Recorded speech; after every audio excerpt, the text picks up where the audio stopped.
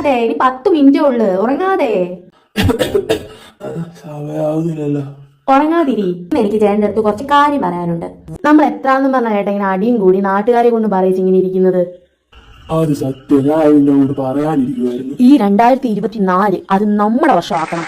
ഈ നാട്ടുകാർ മൊത്തം നമ്മളെ പറ്റി അപവാദം പറഞ്ഞല്ലോ, എന്നും അടിയാണ് പിടിയാണ് പോലീസ് സ്റ്റേഷനിലാണെന്നൊക്കെ. അത് തമ്മിലുള്ള പ്രശ്നം നമ്മൾ രണ്ടും കൂടി ഒന്നിച്ച് പറഞ്ഞു തീർക്കും. അതുപോലെ വഴക്കിടുമ്പം വീട്ടുകാരെ പറയാൻ പാടില്ല. ഞാൻ ചേട്ടന്റെ വീട്ടുകാരെയും പറയത്തില്ല, ചേട്ടൻ എന്റെ വീട്ടുകാരെയും പറയില്ല.